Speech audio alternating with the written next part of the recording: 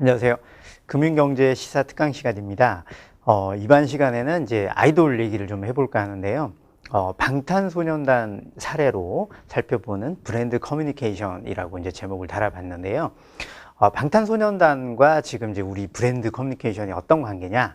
여기서의 이제 이 이야기 핵심은 한마디로 커뮤니케이션의 채널이 달라지고 있다. 커뮤니케이션의 채널이 기존에 뭐 지면 매체라든지 공중파라든지 여기에서 압도했다면 지금은 다른 채널로 이동을 했다라는 것이 이야기의 핵심입니다. 그래서 오늘 이제 이야기의 주제는 방탄소년단은 아니고요.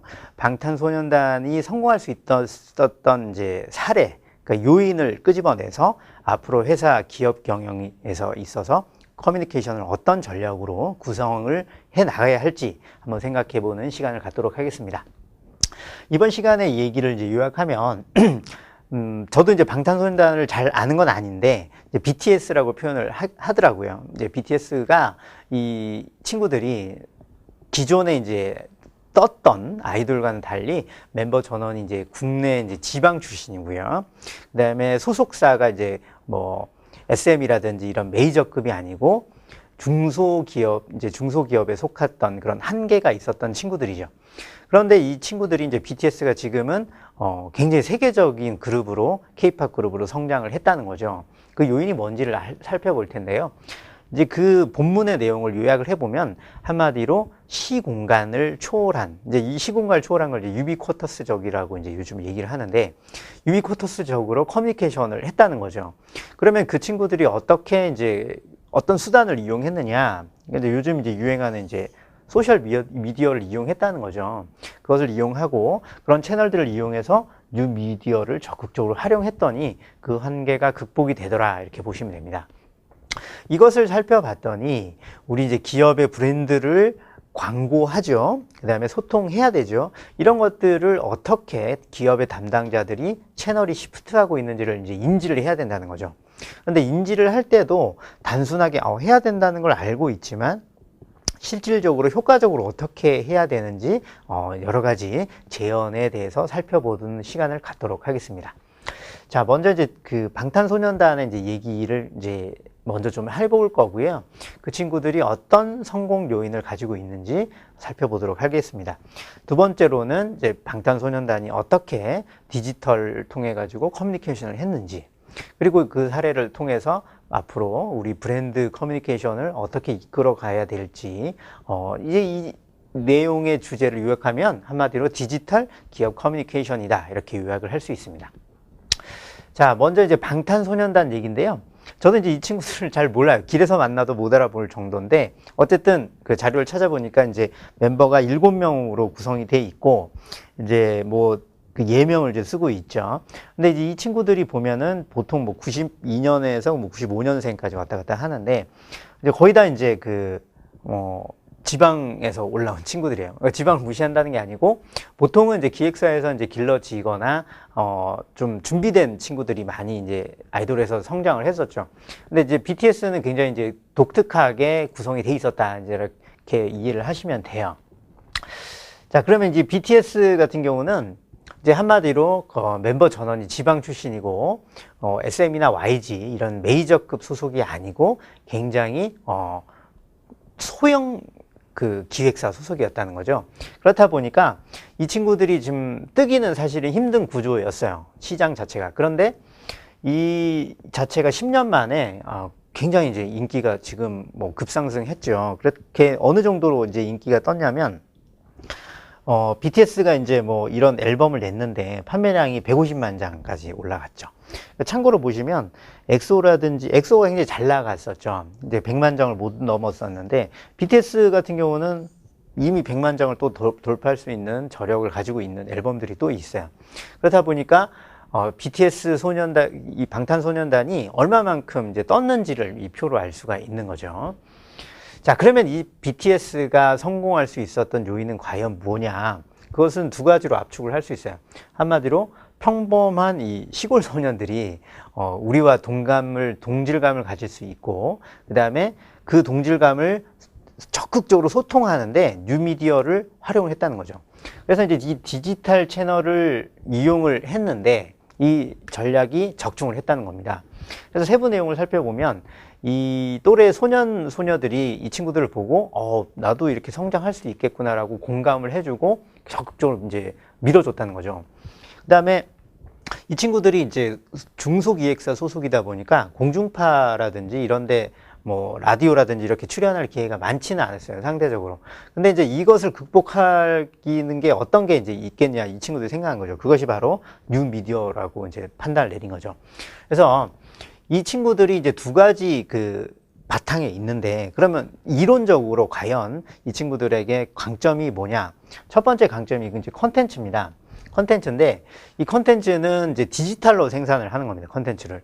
그러니까 기존에 뭐 방송 프로에 나와서 이제 뭐 어떤 어필을 한다거나 이거는 한계가 이제 봉착을 했다는 거죠. 너무 이제 다양하고 많고 효과가 떨어지고, 실제로 수요자들은 이제 디지털 채널에 더 그 접촉 빈도가 높다는 거죠. 디지털 채널의 핵심은, 또 다른 핵심은 바로 상호작용성에 있습니다. 그러니까 일방적으로 내가 듣는 것이 아니고, 디지털 채널은 듣고 내 의견을 바라고, 그 다음에 의견을 달고 참여를 할 수 있다는 거죠. 그래서 내용적으로 보면, 영상 온라인 채널을 통해 가지고 쌍방향 영상을 굉장히 공급을 많이 했어요. 그렇다 보니까 팬들이 이제 소셜 미디어를 통해 가지고 응원하고 댓글 달고 이런 식으로 했죠. 그런 커뮤니케이션 노력들이 굉장히 확산 속도가 빠른 거죠. 그러니까 이제 방탄소년단이 생산해내는 이제 콘텐츠들은 삽시간에 이제 팬들 사이에 퍼지고 이런 파급력이 높다는 거죠. 그렇게 해서 한마디로 온라인 생태계가 굉장히 확장이 됐다라고 보시면 됩니다. 자, 그러면 이 온라인 콘텐츠를 조금 더 생산을 확대를 정확하게 짚어보면 한마디로 계기가 있다는 거죠. 쉽게 머릿속에 떠오르게 된다. 그다음에 감정적으로는 마음속을 움직이게 된다. 그다음에 세 번째는 대중성을 띠고 있다는 거죠. 그다음에 네 번째는 관련성이 있습니다. 그러니까 나와 관련된 컨텐츠여야 된다는 거죠. 생뚱맞은 컨텐츠가 아니고 나도 저런 걸 동감하고, 이 친구들의 가사를 저도 이제 살펴보았는데 가사 같은 경우도 공감이 되고 내용도 공감이 되고, 이 친구들이 성장한 스토리도 이 노래에 담았거든요. 그런 것들이 굉장히 관련이 돼 있다는 거죠. 네 번째는 이야기성. 그러니까 스토리가 있어야 되는 거죠. 이 친구들이 성장한 이야기를 콘텐츠에 담았다는 거죠. 마지막으로 이제 소셜 화폐라고 하는데, 남에게 좋은 기억을 상기시켜주는 그런 인상을 남겨주는 거죠. 이런 콘텐츠를 생산하기 때문에 소셜 미디어에서 굉장히 먹혀 들어갔다, 이렇게 보시면 됩니다. 자, 그러면 이제 해외의 이제 사례라든지 금융사의 이런 디지털 커뮤니케이션 사례들은 여러분들이 찾아보셔도 충분히 많아요. 굉장히 많은데, 대표적인 것들을 제가 몇 가지 찾아봤거든요. 이제 이런 금융사들이 기존의 광고라든지 고정적인 그런 관념에서 벗어나가지고 아까 우리가 짚어본 내용들을 통해 가지고 이야기를 풀어나가는 거죠. 디지털 커뮤니케이션 채널을 통해 가지고, 예를 들어서 무슨 농구 선수가 일반인과 이야기를 나누거나 농구 선수가 탁구를 한다든지, 그 다음에 일반인들이 금융회사에서 CD기를 이용한다든 하는 도중에 누가 나와서 이벤트를 하는 영상을 유튜브에 올린다든지, 이런 것들이 이제 굉장히 먹히고 있다, 이렇게 보시면 됩니다. 자, 그러면 앞으로 우리 디지털 커뮤니케이션 채널은 어떻게 파워가 이동하고 있느냐? 첫 번째는 블로그입니다. 블로그. 두 번째는 이제 트위터고요. 세 번째는 유튜브. 이런 온라인 채널들이 기존의 지상파라든지 지명 광고를 대체해 나갈 수단이라고 보시면 됩니다. 그래서 이제 우리 블로그라든지 트위터, 이게 파급력이 어느 정도인지 여러분들 실생활에서 너무 충분히 느끼실 수 있죠. 객관적인 자료라든지 정보를 얻을 때 여러분들이 책을 찾거나 이렇게 하는 시대는 없어졌다는 거죠. 바로 블로그를 찾아보고 트위터를 찾아보고 이런 식으로 소통 채널이 바뀌고 있다는 겁니다. 자, 그러면 우리 기업의 브랜드 담당자도 있고 소통 담당자들도 있는데, 이 사람들이 어떻게 이제 이 인사이트를 뽑아내야 되느냐? 첫 번째로는 스마트폰이 이제 우리 생활에 크게 점령을 하고 있다라는 것을 인식을 해야 됩니다. 그러니까 매차별 광고비에서 보면은 모바일 채널 광고 비용이 기존 광고 채널을 더 압도를 하고 있습니다. 그렇다 보니까 SNS라든지 디지털 커뮤니케이션이 우리 앞으로 우리 기업의 브랜드 커뮤니케이션을 이끌어 나갈 수 있다는 것을 인지를 해야 된다는 거죠. 그런데 문제는 이 커뮤니케이션들이 앞으로 이렇게 가야 되고 이용을 해야 된다는 것을 잘 알고 있어요. 근데 이용을 단순히 한다는 것과 잘 한다는 것은 천지 차이잖아요. 그래서 우리가 앞에서 살펴본 내용들, 한 5가지, 6가지 경쟁력이 있는데 그것을 잘 녹아트려서 SNS를 사용할 때만이 비로소 브랜드 커뮤니케이션이 활발하게 이용될 수 있다라고 생각을 하시면 되겠습니다. 자, 이번 시간은 이제 방탄소년단 사례를 통해 가지고 디지털 커뮤니케이션이 어떻게 핵심 역량을 가지고 있는지, 그것이 기업에 어떻게 연계를 돼야 되는지 살펴보았습니다. 자, 그러면 다음 시간에 또 다른 주제로 인사드리도록 하겠습니다. 고맙습니다.